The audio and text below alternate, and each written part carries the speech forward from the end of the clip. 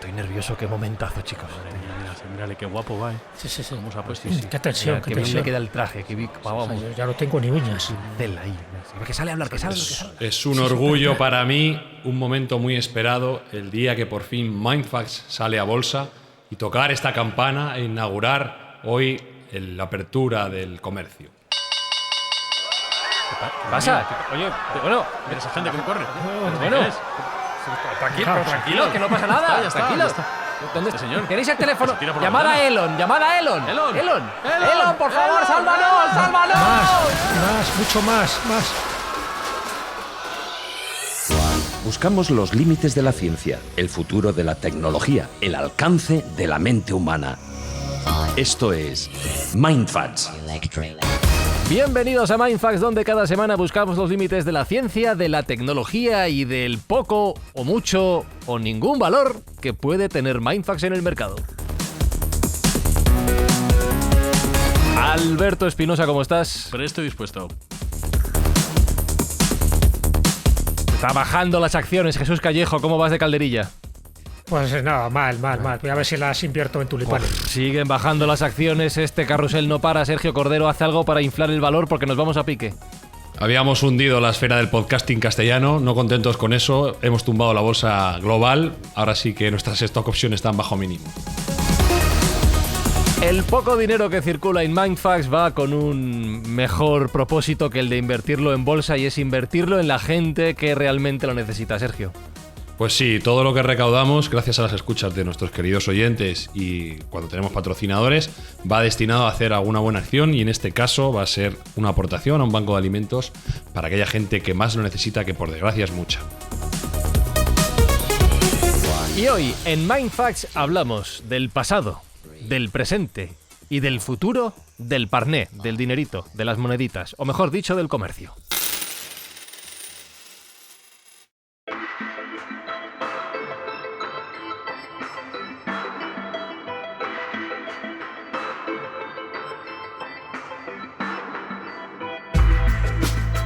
Hay una frase que me gusta mucho, la he utilizado bastante últimamente, de mis clases en el colegio, en bachillerato de economía, y me he acordado de ella pensando en nuestros últimos episodios en los que hablábamos del tiempo.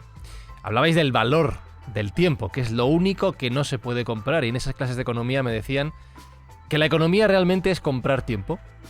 Si no queremos acortar plazos para hacer algo rápido, pues montar una empresa, construir una casa, lo que hacemos es pagar a otras personas para que lo hagan por nosotros y acortar tiempo. Esto es algo tan antiguo, Sergio, Jesús, Sergio, como el propio ser humano. Siempre estamos queriendo cosas que no tenemos, entre ellas el tiempo, y pensando qué podemos conseguir para hacerlas nuestras. No sé, el castillo del de frente. Para mí, más que el tiempo, el dinero puede comprar poder. Y el ser humano es ansioso de poder, siempre quiere más. En ese aspecto somos una especie egoísta. Y el dinero es un buen modo de adquirir ese poder, ¿no? Y de adquirir influencia frente a los demás y poder acumular riqueza material, tener más cosas. Que tener cosas nos gusta mucho, acaparar, nos encanta. Como humanos somos egoístas, estamos diseñados probablemente genéticamente para ello. Y como te digo, para mí más que comprar tiempo, que también en cierto modo puede comprar, pero mientras estás pensando en cómo generar dinero, estás perdiendo a la vez tiempo, es un sinónimo de tener poder, sí. Eso es lo que al final mueve al mundo, Jesús. Dicen que es el sexo, pero a lo mejor es más el poder. Sí, pero es que el poder conlleva varias cosas adicionales, que es eso, ¿no? El poder disfrutar del sexo y el poder disfrutar del dinero, de los lujos y de lo que tú quieras, ¿no? Porque ese poder omnímodo, que muchas veces hay gente que lo ha tenido, ese poder omnímodo, también es muy peligroso, porque muchos que han tenido ese poder se han considerado dioses, se han considerado inmortales, y luego han acabado como han acabado. El poder absoluto, el poder corrompe y el poder absoluto corrompe absolutamente, decía Lord Acton. Y eso es cierto, hay que tener siempre mucho cuidado con los límites hasta donde uno puede llegar, y sobre todo, como se decía, ¿no?, en la antigua Roma, que siempre había detrás del emperador un esclavo que le decía que se diera cuenta que es mortal, que no se cree falsas expectativas. Bueno, pues lo que ha hecho muchas veces el dinero, el excesivo dinero, es pensar que hay gente que es superior a los demás y ha ejercido ese poder. ¿Y cómo se ha ejercido ese poder? Pues a través del comercio. Pero claro, el comercio, tal como lo entendemos, ese comercio tradicional, no es algo tan antiguo. Como tal, me refiero al comercio pues, con su mostrador, con su dependiente, con un lugar cerrado. A partir de ahí han surgido muchas variantes. Antes había otra concepción del comercio. Y cuando me refiero a antes, si nos vamos al Neolítico, si nos vamos ya... Eso es mucho antes, ¿eh? Sí. Eso es mucho antes, pero es que ya había comercio también en aquel momento. Pero no había barras de oro, no había piedras, no había sedas, no había cobre para empezar a comerciar con ellos, sino que había lo que se llamaba el trueque, ¿de acuerdo? Es decir, cuando antes de que existiera ese concepto monetario, ese poder fiduciario, sobre todo del papel moneda, lo que existía era el trueque. Entonces, ¿cuándo surge el trueque? ¿Cuándo existe esa concepción del comercio? Pues yo creo que cuando se da un cambio a la humanidad. Y ese cambio a la humanidad, ha habido varios cambios, pero uno se produce más o menos, pues eso, hace 12.000 años, cuando dejamos el paleolítico, nos vamos al neolítico, cuando dejamos de ser cazadores-recolectores y nos convertimos en agricultores-ganaderos. Entonces, eso nos hace cambiar un poco nuestra concepción. El ser agricultores, hace falta que hay gente que cultivaba unas cosas y otros que cultivaban otras cosas. Unos tenían un tipo de animales y otros tenían otro. Entonces se producía el trueque. Y con eso, pues ibas subsistiendo, porque en el fondo estamos hablando de una economía de subsistencia. Y eso se mantuvo durante mucho tiempo. ¿Hasta cuándo? ¿Hasta cuándo empezaría un poco lo que se llamaría el comercio? Pues cuando se empieza a utilizar los metales preciosos como moneda de cambio. Siempre tenemos que utilizar el referente de dos países, ¿no? O de dos zonas. Por una parte Mesopotamia y por otra parte Egipto. Casi siempre son pioneros en estas cosas. Cuidado, en China también. Eso te iba a decir, ¿no? Que estaba pensando en Asia también. Cuidado, en China también lo había. Ya iba a saltar yo. Claro, y ahí ya yo sé que Sergio os lo va a comentar. Pero bueno, dentro de lo que es la parte esta, vamos a llamarla occidental, pues ya hace 2.500 años antes de Cristo, en Mesopotamia se utilizaban lingotes de plata, y lingotes de oro, lingotes de cobre, pero al peso. Es decir, que para que tuviera un valor tenía que tener dos cualidades. Por una parte, la pureza de ese metal y por otra parte, que pesara una determinada fracción para que eso equivaliera a algo, a un producto que tú querías comprar o adquirir. ¿De acuerdo? Entonces ahí es donde entran pues las primeras disputas, porque claro, ¿cómo calibrabas el peso? Según qué países, según qué zonas geográficas, pues tenían un peso o tenían una calidad en su metal. El oro muchas veces no era puro, la plata tampoco era pura y se comerciaba pues con otro tipo de cosas, incluso con el electro. El electro era una aleación de oro y plata que se utilizó muchísimo, sobre todo cuando se empiezan a acuñar monedas. Pero estamos hablando de una etapa donde no había monedas como tal como las conocemos. Había metales preciosos con los que tú comerciabas, pero ¿dónde estaba la falsificación? En eso, en que te podían dar gato por liebre, te podían dar algo que se pareciera a la plata, pero no era plata. Y luego el peso, según en qué lugares lo pesaras, te pesaba una cosa, te pesaba otra. Bueno, pues eso es lo que hizo que se fuera perfeccionando el sistema hasta llegar un poco a la moneda. De la moneda pasamos al papel moneda, es decir, que los billetes, también el sistema fiduciario, es decir, que te tienes que fiar que ese billete vale algo, y luego a partir de ahí el comercio tradicional y el comercio electrónico. Es decir, para hacer toda esta variación, esta evolución, pues han pasado muchísimas cosas, pero eso en Occidente. En Oriente, y eso lo conoce muy bien Sergio, también en China, también en Japón, tenían su sistema monetario para hacer intercambios comerciales. Sí, coincido con Jesús en que el comercio es consustancial al neolítico, en la aparición de la agricultura, porque es hijo del excedente. Al final, cuando éramos nómadas, cazadores-recolectores, poco excedente había. De hecho, íbamos buscando el excedente y nos íbamos moviendo nosotros. Cuando ya llegamos al neolítico y empieza a ver las primeras cosechas y aquellas son tan buenas o aquellas zonas que eran privilegiadas tenían más capacidad de lo que se podía consumir, pues teníamos un excedente que tenía un valor. Si ese excedente podíamos comerciarlo o cambiarlo o trocarlo con otros de nuestra especie por cuestiones que nos interesaran más, por a lo mejor otro tipo de alimentos o otro tipo de animales, o incluso ya si teníamos un excedente extremo, pues cuestiones ornamentales, como podían ser conchas, como podían ser piedras, como podían ser cuentas. Al final, bueno, pues el que tenía excedente tenía un valor importante y después de ese excedente pues venía el comercio, ¿no? Y esa forma de cambiar y de trocar, como bien dice Jesús, la primera forma de comercio fue el trueque y luego ya se empezaron a utilizar minerales al peso. Pero si pensamos en el dinero como tal, el uso del dinero en el intercambio, yo sí quiero destacar China, puesto que hay registros que dicen que en el entorno del 1000 a.C. ya se estaban utilizando una especie de monedas. No eran monedas como las conocemos redondas, eran una especie de azadas, era una especie de espadas, dagas, tenían unas formas curiosas, pero se utilizaban en el mismo formato que pensamos nosotros, en un intercambio de bienes y servicios. Que al final es para lo que se usa el dinero, para equilibrar. Si yo te doy 2 cabras y tú me das una vaca y a alguno de los dos nos falta un poco de equilibrio dentro de ese intercambio, pues con la introducción del dinero lo podemos compensar, ¿no? Y por ahí empezó.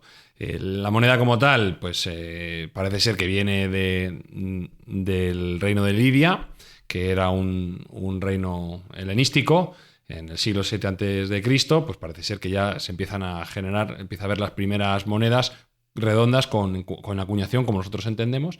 Lo que actualmente es Turquía. Sí, en Turquía, correcto, Asia Menor. Los chinos la perfeccionan porque le ponen a ese tipo de monedas, le ponen el reborde. El reborde es importante porque permite saber que la moneda no ha sido limada, que eso se hacía mucho incluso en tiempos romanos. Las monedas se limaban para hacerlas más pequeñas y para quedarse con el material valioso que las componían.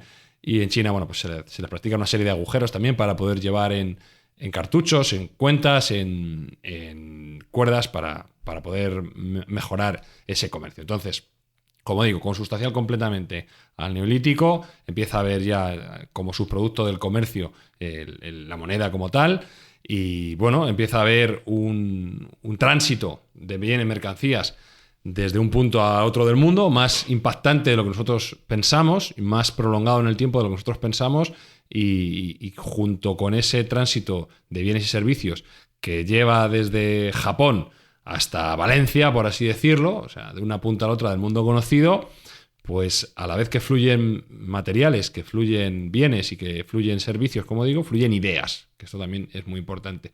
Diferentes pueblos se van encontrando con otros similares, con conceptos distintos, y empieza a haber una concepción de ideas conjuntas, una intersección de ideas que da lugar a un progreso brutal. Y hay algunos autores que defienden que gran parte del progreso humano ha tenido relación con el comercio. Tanto es así que se me ocurre, por ejemplo, que la escritura, como nosotros la entendemos, proviene del comercio, porque recordemos que la escritura cuneiforme, su primer uso era la contabilidad de las mercancías que entraban y salían, ¿de acuerdo? Con lo cual, bueno, pues esa primera escritura, esa primera herramienta, ese primer uso de la escritura cuneiforme luego nos llevó pues a la palabra escrita, que pues fue un boom cognitivo brutal para el ser humano. Entonces, del excedente vamos a la moneda, de la moneda vamos al tránsito de bienes y al intercambio, y bueno, pues empequeñece muchísimo el mundo y hace que esas ideas se vayan transmitiendo, como luego pues enunciaremos en las diferentes rutas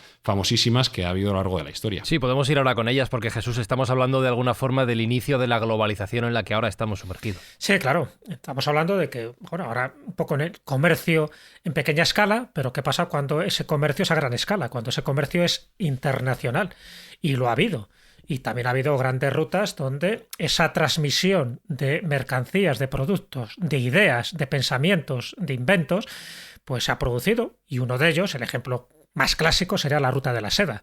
Porque estamos hablando de un comercio internacional, de un comercio que transitaba por muchísimas regiones, por muchísimos países, hasta 11.000 kilómetros, podrían ser desde Xi'an en China, pasando por el Karakorum en Mongolia, por Samarcanda en Uzbekistán, por Antioquía en Turquía, por Alejandría en Egipto, por Kazán en Rusia, llega hasta Constantinopla, y de Constantinopla se dividía, iba a Europa, por eso había productos chinos que podían llegar perfectamente a Roma o a París, y luego iba también al África Oriental. Bueno, esa ruta de la seda, esa ruta que empieza más o menos sobre el siglo I a.C. y que permanece hasta mediados del siglo XIX, esa ruta de la seda ha sido clave, porque dio una idea distinta y global de lo que era el tráfico de mercancías.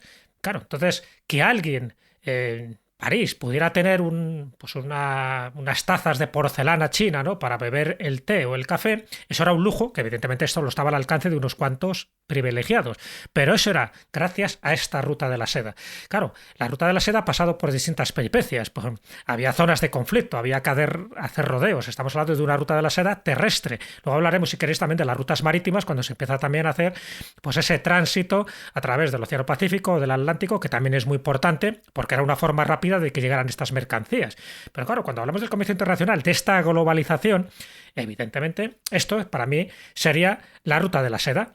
¿Y por qué? Porque esas mercancías era mucho más, esos productos eran mucho más que lo que se podía traer. Es decir, era la seda, la llamaban la de la seda porque posiblemente fuera el producto como más lujoso, más caro. Recordar que la seda fue un secreto guardado durante 3.000 años. Es decir, que ese secreto, el revelar de dónde salía la seda, cuando alguien se ponía un vestido de seda, quedaba extasiado por el tacto y sabía que eso no era un producto vegetal. Dice, ¿qué es esto exactamente? ¿No? Bueno, pues muy apreciado incluso por los romanos. Claro, a ver, y sobre todo además dentro de la seda determinados colores, como el púrpura, por ejemplo, que estaba asociado a emperadores y luego a papas, ¿no? Bueno, pues la seda, los tejedores coreanos en el 300 a.C. es cuando empiezan a revelar este secreto que se había mantenido ahí de forma milenaria durante generaciones y generaciones, y a partir de ahí sigue extendiéndose, pero con un sigilo, con un secreto tremendo, ¿no? Pero bueno, la seda seguía siendo pues como la mercancía principal, como la joya de la corona. Pero es que estaba la cerámica, estaba la porcelana, estaba el hierro, el bronce, la laca, el jade, se importaban piedras preciosas, el oro, la plata, el cristal, los perfumes, los tintes, pero también, como decía Sergio, se importaban las ideas, el conocimiento, las leyendas, por ejemplo, el budismo, las religiones. El budismo entra en determinadas zonas y determinados países a través de la ruta de la seda, de estos comerciantes que iban con sus caravanas de camellos, etcétera. Entonces, yo creo que eso es muy, muy importante tenerlo en cuenta porque es lo que hace que, por ejemplo, pues viajeros como Marco Polo o como era su padre o su tío, ¿no? Niccolò y Matteo Polo, pues hicieran que esa ruta de la seda para ellos les sirviera de enriquecerse, les sirviera para transmitir a Europa, en este caso a Venecia, multitud de ideas revolucionarias que empezaron a impartirse en una época donde era prácticamente un lujo. Yo estoy hablando, por ejemplo, hasta de los espaguetis, ¿no? Que dice que este tipo de pasta procede precisamente de Oriente y que la trae, entre otras cosas, la trae Marco Polo con cantidad de ideas revolucionarias que traía de la corte de Kublai Khan. Bueno, pues yo creo que la ruta de la seda sí que podríamos decir que sería ese primer comercio internacional, el primer comercio global, donde en cada sitio, en cada caravasán, donde se hacía la posta de estas caravanas de camellos, se convertían en pequeños núcleos, normalmente asociados también a oasis cuando eran zonas desérticas, en núcleos culturales, núcleos donde se compartían ideas. Y un poco lo que ocurrió posteriormente pues con determinadas rutas de peregrinación cristiana, como puede ser el Camino de Santiago. Acordaros que el Camino de Santiago, además de que fueras a peregrinar, en fin, para buscar unas indulgencias o la salvación, el Camino de Santiago sirvió para transmitir productos, para transmitir ideas, para transmitir enfermedades, también pandemias en aquella época, pero también para transmitir muchísimos inventos y muchísimos proyectos culturales que gracias a ese camino de que partía de Francia y terminaba en Santiago de Compostela, pues nos enriquecimos muchísimo. Y estamos hablando de la Edad Media, estamos hablando de sobre todo del siglo XII y siglo XIII, que es cuando predomina estas rutas. Bueno, pues no eran rutas solo espirituales, sino que también eran rutas comerciales. Y desde este punto de vista, pues luego si queréis hablamos pues del Galeón de Manila y de tantos y tantos proyectos, trayectos y productos que generaron una mejor comprensión del mundo, porque Oriente y Occidente se puede decir que estuvieron juntos gracias a la ruta de la seda y gracias a este tipo de empresas comerciales, porque en el fondo lo que mueve, como bien decíais, no es exactamente el amor y las ganas de proclamar pues un tipo de ideas. Lo que te mueve es el beneficio, es la riqueza, y se dieron cuenta que a través de este tipo de rutas comerciales, tanto terrestres como marítimas, te podías enriquecer. Y entonces ahí salieron pues muchísimos comerciantes, muchísimos intermediarios y muchísimos mercachifles que gracias a eso se hicieron auténticamente ricos, y otros, cómo no, se arruinaron estrepitosamente, como pasó por ejemplo con lo de los tulipanes de Holanda, que eso también es otra historia. De hecho, estaba pensando mientras hablabas de las pandemias del Camino de Santiago, la pandemia que estamos viviendo ahora mismo con el coronavirus se ha difundido tan rápido precisamente porque nos movemos más que nunca, porque el comercio es internacional, Espi, porque el mundo es muy pequeñito. Claro. Sin eso, pues a lo mejor estábamos mejor en el resto del mundo que no fuera el origen de la enfermedad, quiero decir. Sí, no sé, puede ser, no sé. Podría ser. Lo que sí ha dicho Sergio, me parece una frase muy interesante, es que el comercio ha hecho que poco a poco el mundo, tú también lo apuntabas, Jesús, sea más pequeño, sea más abarcable, sea más, desde luego, a lo largo de la historia, más conocido, porque no lo conocíamos en realidad, nos ha servido para salir a investigar. Bueno, el mundo es mundo porque ha habido gente que ha tenido ganas de traer riqueza y gracias a eso se ha descubierto. Y podemos poner, aparte de los buenísimos ejemplos que ha puesto Jesús, pues evidentemente el tráfico de especias hizo el mundo más pequeño y creó una ruta marítima donde antes no existía. Y por supuesto el descubrimiento de América. El descubrimiento de América viene exactamente de lo mismo, de la ansia de comerciar con la especia que no había en Europa, que era valiosa y que se quería traer de la especiería. Colón se topa con América. Bueno, teóricamente. Eso da para otro. Sí, hay muchas interpretaciones, pero bueno, está admitido que no era su intención originaria llegar a América, sino llegar a la especiería, a Zipango y a China para poder comerciar con esas especias que eran muy valiosas en aquel momento en Europa, con lo cual tanto el comercio hace la influencia original para la edad de la exploración, tanto portugueses como españoles se lanzan a conquistar el mundo por la vía marítima y vuelven a empequeñecer un poco más, porque la primera ruta original de la China pues tenía que ser un tránsito de años, muy peligrosa, y evidentemente tenía que tener una recompensa también abultada, porque habría que tener un incentivo muy fuerte para lanzarse a una aventura casi suicida. Atravesar desiertos, atravesar cambios de clima brutales, jugártela con piratas, entrar en zonas de guerra, pues tenías que hacerte muy rico para querer meterte en todos esos berenjenales. Y a fe que se hacían, ¿eh? Se hacían, bueno, pues emporios absolutos, que se lo pregunten a los venecianos y se puede palpar hoy en día en Venecia todavía lo que queda del comercio internacional que se hacía en aquel momento, y por eso Venecia llegó donde llegó, ¿no? Porque era una ciudad comercial, como podía tener un reflejo hoy en Singapur, que sin tener grandes recursos y estando ahí en una laguna, pues al final, gracias a llevar material de un sitio a otro y a intermediar, pues como también los holandeses, se hicieron con grandes riquezas y tuvieron una preponderancia importante en el mundo. Porque eso es lo que mueve el planeta, efectivamente. Estoy viendo a Espi muy callado, así que voy a jugar con él a un juego. A ver si me responde. A ver, dime. Espi. ¡Marco! ¡Polo! ¡Marco! ¡Polo! ¡Marco! ¡Polo! ¡Marco! ¡Polo! Así todo el día. ¡Marco! ¡Polo! ¡Marco!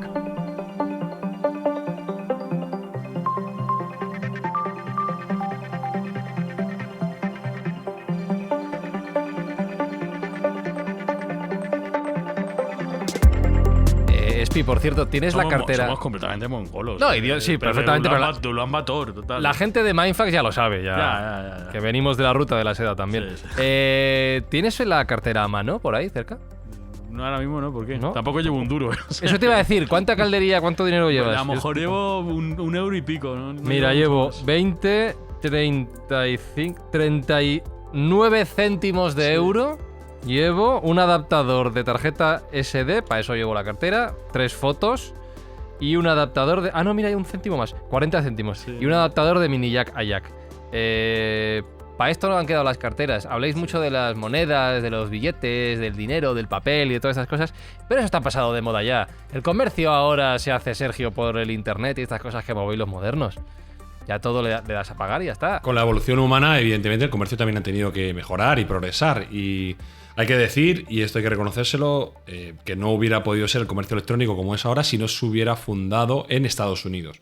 La localización es importante de donde se crea, porque los americanos estaban acostumbrados a la compra por catálogo, cosa que en Europa no sucedía. La extensión en Estados Unidos es muy grande, la población relativamente pequeña, o era relativamente pequeña a inicios del siglo XX, con lo cual se creó una cultura de compra por catálogo que aquí no existía, y eso a su vez pues dio paso a que el concepto de enviar cosas por correo pues no era tan extraña como si recordáis hace 20 o 30 años en España, que no era tan común, porque nosotros éramos más de salir a tomar la caña y a comprar a la tienda de la esquina, era lo que hacíamos.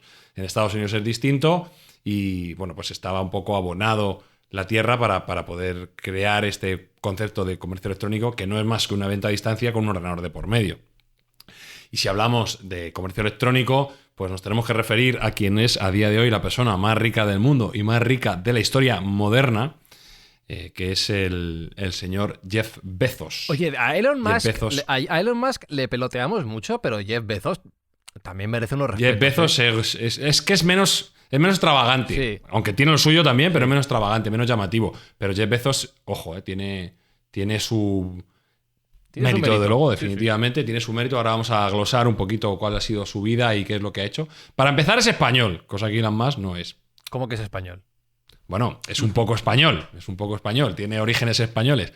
Él, por parte de abuelo, su abuelo era un emigrante cubano que provenía de Valladolid. La leche. Entonces, de la provincia de Valladolid. La globalización. Con lo cual, bueno, pues tiene raíces españolas y me consta que él incluso visitó la provincia de Valladolid hace unos años. A ver si... Y podemos sentirle un poco español. Jesús, que nos ponemos a investigar y Jeff Bezos es de tu pueblo también. Cerquita. Dale tiempo, sí. Cerquita. Pero bueno, Jeff Bezos es un figura, un número uno, es una persona destacadísima y notable. Ya lo era desde su etapa escolar, por así decirlo. Ha roto muchísimos récords, barreras y, bueno, pues como pinceladas, dejar que su educación fue en la Universidad de Princeton, una de las más famosas y más renombradas de Estados Unidos. Se graduó summa cum laude y siendo también lo que llaman ellos el valedictorian de su promoción, es decir, la matrícula de honor máxima. Fue el primero entre los primeros. Estamos hablando de una universidad muy, muy difícil. Es verdad que él venía de una familia acomodada, no, por así decirlo, no pasó grandes apreturas, pero le honra que también, mientras estuvo en el instituto, él estuvo trabajando en un McDonald's, en la cocina, como un adolescente más, muy común en Estados Unidos, en las familias acomodadas, que sepan lo que es el trabajo, que sepan lo que son los valores americanos en ese ámbito. Y bueno, una vez que se gradúa con honores en la Universidad de Princeton, pues empieza a trabajar en diferentes empresas. Le ofrecieron trabajar en Intel, en Bell, acabó en Fitel, que es una empresa de telecomunicaciones que hacía también, bueno, pues comercio internacional. Empezó a dar vueltas por el mundo, pero él tenía el run-run en la cabeza de crear su propia empresa. Estaba viendo que había un movimiento tectónico dentro de la economía mundial, que era Internet, y él quiso subirse a ese carro y dio varias vueltas de cómo hacerlo. Y bueno, pues se decide crear la actual Amazon en 1994, en pleno apogeo del estallido de Internet, en su propio garaje, como mandan los cánones de la buena emprendeduría, crea Amazon. Hombre, que por cierto... Como Steve Jobs, claro. Sí, como Steve Jobs, en la típica línea de emprendedores legendarios americanos. Que por cierto se llama Amazon, pero su primer nombre no era ese. ¿Sabéis cuál era el primer nombre? A ver. Era Cadabra. ¿Cómo? Sí, que venía de Cadabra. Abracadabra, De ¿no? Abracadabra, correcto, Cadabra. Pero bueno, es peor, ¿no? Suena Sí, peor, yo creo que es mejor Amazon. Amazon. Sí, porque creo que le dijeron que sonaba también a cadáver y que eso que era mejor malsonante, Amazon, ¿no? Amazon. Sí. Sí, Y bueno, así entonces... que nos hemos quedado sin Abracadabra. Pues hombre, tenía su parte mágica, ¿no? Un poco Sí, como Bueno, también ya tenía. tenemos Alibaba. Pues ya. Claro, tenemos Alibaba. un poco con esa línea. Bueno, pues Más Jeff Bezos es muy seguidor de Star Trek, así que también le va mucho ese tipo de fantasías. ¿Y Jeff Bezos? No lo sabía yo. Sí, lo es. Amazon se crea con $300.000 que sus padres le ponen para arrancar, Hostia, ¿de ya acuerdo? Hombre, ya va bien sobrado, 300.000 pavos. Sí, igual Jeff Bezos no Joder, necesitaba trabajar en joder. el McDonald's tampoco. Bueno. Ah, No, ya os he dicho que venía de una familia acomodada, pero claro, de 300.000 a lo que lo ha llevado, hostia, no está mal, ¿eh? no, hombre, No ha está ganado mal. algo de dinero, sí. No está mal, algo de mérito tiene, no le vamos a quitar mérito al chaval. Él ya advirtió a todos sus inversores que había un 70% de que Amazon se fuera a la bancarrota. O sea, no engañó. Él dijo, mira, esto va a ser muy difícil, vamos a vender libros por internet, todavía es todo muy incipiente. Hay que decir que el mercado editorial americano es muy grande, se venden muchos libros, con lo cual, bueno, tenía un bocado interesante, podía ganar un océano azul, por así decirlo, donde él podía tener un mercado muy interesante. Lo que no estaba tan claro es si se iban a vender por internet o no. Pero bueno, aquello empezó. Había en aquel momento grandes librerías físicas de lo que llaman brick and mortar, como Borders y Barnes & Noble, que algunas de ellas han desaparecido y otras están en camino de desaparecer. Y en 1998, pues viendo que empieza a funcionar la venta online de libros, amplía música, amplía vídeos, amplía a bienes de consumo. Que van a lanzar, Y bueno, pues, van a lanzar podcast ahora, Sergio. Sí, pueden lanzar lo que quieran. Con el dinero que tienen pueden lanzar lo que quieran. Aquello empieza a funcionar y ya Bezos empieza a pedir prestado $2.000 millones y empieza a hacer una filosofía de empresa muy interesante en la cual siempre, por muy grande que sea la compañía, se trata como si fuera una startup y lo que llama filosofía del día 1. Él dice que cualquier empresa tiene que ser tratada como si fuera su primer día. Que si pasa el día 2, la empresa está muerta. Con lo cual, cualquier día en Amazon es como si fuera el primer día. Hay que ser más rápidos que los demás, más listos que los demás, estar orientados al cliente lo máximo, porque Amazon es una empresa muy enfocada al cliente. Y bueno, después de pasar algunos dimes y diretes durante los años finales del 90, principios del 2000, donde estuvo a punto de quebrar en varias ocasiones, bueno, pues el comercio electrónico explotó. digamos que fue capaz de tomar la delantera en servicios también de Internet, porque no nos olvidemos que Amazon no solo vende cuestiones físicas, sino que tiene una zona de servicios importantísima. Pues es que en la tardamos nube. menos en decir lo que no es Amazon que lo que es Amazon. Sí, bueno, pero empezó como una venta, como una librería Sí, online. sí, así es. Luego ha ido expandiendo, siempre con el concepto de estar muy orientado al cliente y de no dar beneficios, sino de crecer en volumen, no dar beneficios. Esto le ha costado peleas con sus accionistas, porque él desde siempre nunca ha querido repartir beneficios, ni siquiera darlos, sino crecer. Y decir de Bezos que le honra, acaba de anunciar que se marcha. O sea, después de ya unos cuantos años, tan importante es saber llegar como saber irse. Ya lo hizo también en su momento Bill Gates y parece que ha cumplido su ciclo vital. Su vida personal se ha puesto en entredicho en varias ocasiones porque ha sido polémica. Mohammed bin Salman se comenta que le hackeó el teléfono. Recordad aquel que arruinó WeWork por no darle el dinero a Adam Newman después de venir de resaca. Bueno, pues este mismo príncipe saudí, Mohammed bin Salman, se comenta que le hackeó el teléfono para acallar la investigación que tenía el Washington Post, que era propiedad de Bezos, que había comprado, acerca de los crímenes que estaban ocurriendo en el Reino de Arabia Saudí. Y como decir que como hobby tiene una compañía de envío de cohetes al espacio, que esto debe ser muy común entre los 1000 millonarios, porque lo tiene Richard Branson. Se te queda el planeta pequeño, se te queda ya la Tierra que no te da. Sí, bueno, pues Bezos no va a ser menos y tiene su propia compañía de cohetes al espacio, que se llama Blue Origin, que es su hobby. Él dice que todos los años saca de Amazon 1.000 milloncejos de dólares y nada, pues se los va gastando en Blue Origin, que tiene como idea y como concepto pues mandar gente al espacio y crear una colonia espacial permanente en el mismo ámbito y en el mismo estilo que Elon Musk. Hay que decir que el señor Bezos siempre ha tenido en mente la ingeniería espacial y lo que a él le ha gustado de verdad es los cohetes y el mundo de la aeronáutica. Y Amazon es su trabajo, por así decirlo, y Blue Origin es su pasión. Blue Origin no es para descubrir el espacio, son viajes espaciales comerciales, es para ganar pasta. Sí, bueno, en principio ojo, que no hay un interés. Él dice que el interés último es mandar una colonia permanente al espacio. El dinero, creo que en este caso yo me fío de él, porque un tío que ya tiene 200.000 millones. El 201.000 millones ya más no te va a hacer más. Se le va a quedar buena pensión, sí, a veces, sí. Ya te va a tiene dar una parte solidaria igual. también muy importante. Sí, ¿no? tiene una parte solidaria, tiene bueno, pues una parte filantrópica muy común también en Estados Unidos, firmante del Pledge Guild, que es aquellas personas que van a donar su dinero en vida, ojo, importante. Ya está haciendo grandes donaciones. Bezos debe ser un tío inteligente. En el año 1998, $250.000 que sobraban, lo metió en una pequeña empresa que se dedicaba a hacer un extraño buscador de Internet con un nombre llamado Google, un nombre raro. Entonces metió $250.000 en el año 98, que a día de hoy tienen valor de 50 billones de dólares. La participación que metió. Sí, visión de futuro, suerte, estar en el momento adecuado, ser inteligente. Vamos a ver, vuelvo a repetir. Este señor tiene muchísimo mérito. Es una persona visionaria. La forma que tiene de gestionar Amazon es totalmente reportada. Se han escrito varios libros acerca de cómo él gestiona Amazon y yo he tenido ocasión de leer alguno y me quito el sombrero en cómo él gestiona, con esa filosofía de día uno, con otra filosofía que tiene que me encanta, que es la de disiente y comprométete.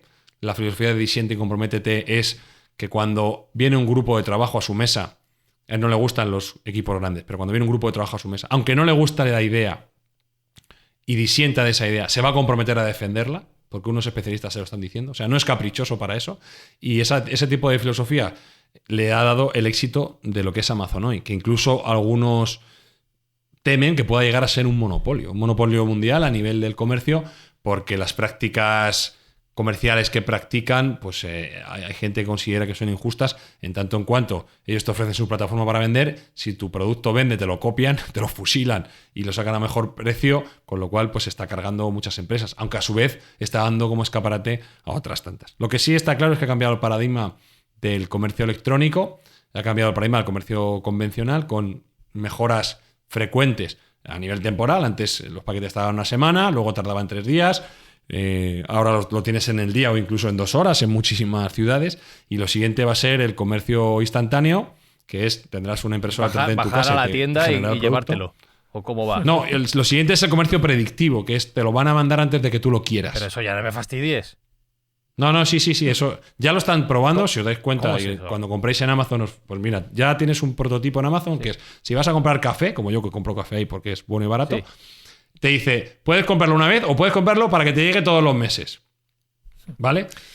Pero es que a mayores ellos, por la parte de la gestión de la navegación, cómo te mueves por su página y tal, saben cuáles son tus intereses y van a ser capaces de mandarte productos antes de que tú los pidas, con la premisa de que si no te gustan los devuelves y ya está. Ellos te los mandan por si acaso preventivamente. Y si no te gustan los devuelves. Como tienen la cadena de logística tan afinada y siempre va a haber un repartidor de Amazon en tu zona que lleva o trae paquetes, pues no les importa mandarte algo.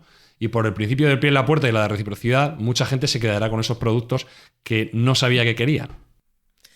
Oye, Sergio, ¿tú crees que fue una buena estrategia comercial el comprar el Washington Post cuando estaba en crisis o fue un capricho? Él manifiesta en las biografías que se han escrito que fue un acto de salvación del periódico. Él siempre se ha manifestado en contra de la utilización partidista de ese periódico, que no nos olvidemos que es una grandísima cabecera de Estados Unidos, de las más míticas, junto con el New York Times probablemente. Entonces él firmó un compromiso cuando compra el periódico, un compromiso de no injerencia, de independencia plena, y que nunca iba a decir a la plana mayor lo que tenía o lo que no tenía que publicar. Y me consta que es así, me consta que en el propio Washington Post ha habido artículos controvertidos contra su figura y contra la figura de Amazon, con lo cual no tengo por qué no creerle. También volvemos a lo mismo, lo compró por 250 millones, es el dinero que llevaba Fran en la cartera antes para él. Sí. Entonces, bueno, pues es una apuesta que haces, te puede dar pena. Recordemos que otra de las inversiones que hizo a fondo perdido fue recuperar los cohetes que lanzaron el Apolo 11 al espacio, que estaban en una fosa marina, y el tío se gastó su dinero en recuperarlos para llevarlos al Museo del Smithsonian. Es decir, que por dinero que no sea, y bueno, tiene que haber gente así también que haga cosas un poco mirando, sin mirar la repercusión que va a tener el personal. Yo sí le creo. Lo que no le ha salido también es el divorcio, ¿no? No, el divorcio. Ay, es que muchas veces, como todos somos humanos, y hay veces que la bragueta hay que mantenerla subida. Y a él le pillaron en un renuncio. De hecho, le amenazaron con que iban a publicar el affair que él tenía con una periodista latina. Le amenazaron con que, precisamente, si no cortaba las comunicaciones que el Washington Post estaba vertiendo acerca de determinadas comunicaciones de investigación, pues que iban a publicar ese affair que él mantenía, y el tío dio un paso al frente y dijo, no lo vais a publicar porque lo voy a publicar yo. Y salió dando un paso al frente y dijo, señores, me está pasando esto, me están haciendo un chantaje, me están chantajeando con unas fotos privadas. Le llevó eso a romper su matrimonio, que probablemente ya viniese dañado, y nada, su mujer se llevó el 25% de valor de sus acciones de toda la compañía, tasadas aproximadamente en el momento del divorcio en unos 36.000 millones de dólares, que yo de mañana que no lo gano, y a día de hoy probablemente valga mucho más, porque la acción de Amazon, no nos olvidemos que sigue subiendo. Entonces, sí, ese divorcio es una de las cuestiones muy típicas en Estados Unidos. Podemos contar de muchísimos emprendedores que les ha pasado. No aprenden, macho, con lo listos que son, lo inteligentes que son y lo brillantes que son, no aprenden a firmar las capitulaciones matrimoniales, el papelito antes de casarse, si no es tan difícil, joder. Pues eso no se aprende, y eso me llama mucho la atención de todos estos ídolos que definitivamente son seres humanos supercapacitados, pues por ahí no. Es un poco el Marco Polo del siglo XXI, Jesús. Es esa figura que quizá ha cambiado la manera de entender el gastar nuestro dinero. Sí, yo creo que sí. Son visionarios, son revolucionarios en cuanto a marketing y en cuanto a estrategias empresariales. Y efectivamente, salvando las distancias, pues bueno, Marco Polo, no solo Marco Polo, sí, ya digo, sino la familia de los sí. Polo, su tío, su padre, tal, eran los auténticos comerciantes. Pero ¿cómo se enriquecieron? Pues a base de jugarse también un poco el pellejo, a base de salir de la zona de confort. Y un poco lo que hacen ahora estos nuevos inversores, como puede ser Jeff Bezos, bueno, les puede salir bien, pero les puede salir muy mal. Es decir, las apuestas que hacen son muy arriesgadas. O ganan muchos millones o pierden muchos millones. Antes lo que te jugabas era la vida. Es decir, cuando tú hacías una transacción de estas económicas y tenías que viajar físicamente a determinada zona, pues posiblemente no regresaras. Pero bueno, cuando regresabas sí que te hacías un nombre, te hacías un emporio y te hacías pues toda una red comercial que fue fundamental. De hecho, hecho, con la seda hubo muchas redes comerciales que se beneficiaron en Europa de este comercio, pero había que viajar hasta Japón, había que viajar hasta Oriente y había mucha gente, ya digo, que no regresaba. Así que, bueno, de alguna forma, los pioneros tienen que ser un poco locos, tienen que ser un poco aventureros, pero también tienen que tener una visión de futuro. Si no tienes visión de futuro, no sales en la prensa. Me acaba de llegar un mensaje, Espi, un SMS, sí, porque lo mandan por SMS. Amazon acaba de comprar Mindfacts. No jorobes. Sí, ahora mismo. Así que nos tenemos que llamar Amazon Facts. A partir de ahora, vamos a todo Amazon. Bueno, pero nos van... O rescatamos el abracadabra. No sé yo. Puede que haga una contraoferta a Alibaba, pero no lo veo. ¿Sí, Espi? Bueno, y si no, déjame llamar al patrón a ver si tiene alguna última opción de entrar ahí con dinerito fresco. Claro, algo suelto que tenga en la cartera, Elon, ¿no? A lo mejor... Eso se llama venderse al mejor Es que para postor. eso estamos. O sea, no vamos a... si hablamos de comercio es porque nos vendemos, ¿vale? Así que se vende podcast, su publicidad aquí, Mindfacts le espera.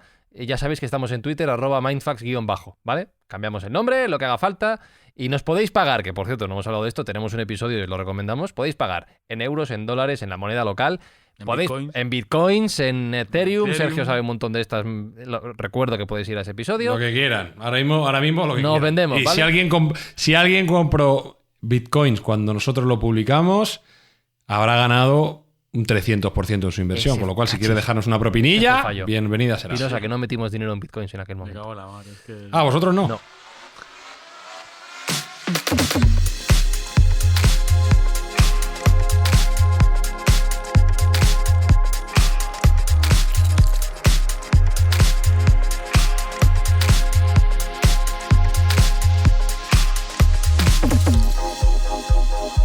Pues voy a meter estos 39 céntimos en Amazon, Espi, a ver qué me da. A ver hasta ¿En Amazon o en bitcoins?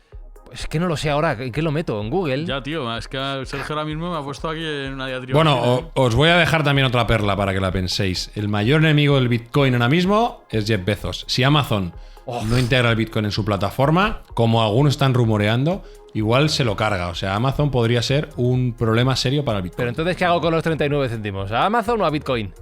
Yo ahora mismo con 39 céntimos, el supermillón es el euromillón, tío. Es que no me da. Vale euro y pico, Pues ¿no? aunque sea para medio, juega uno a media con Espi, yo qué sé. Relléname lo que me falta, anda. Venga, va, te lo voy a poner. Así estamos. Recuerdo, Mindfacts a la venta, a la venta.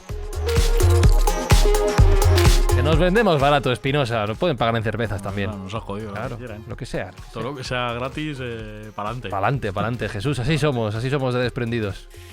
Somos así de generosos, así de solidarios. Lo hemos aprendido de Jeff Bezos. Sí, y hablando de solidarios, lo que los bitcoins, los Ethereum, los dólares o las cervezas que recaudemos, Jesús, Sergio, van a ir donadas siempre a una buena causa. Siempre, siempre. Nosotros estamos trabajando en pos del bien mundial y nuestra actuación que nos centra ahora es hacer una donación a un banco de alimentos para poder erradicar en lo que podamos las colas del hambre.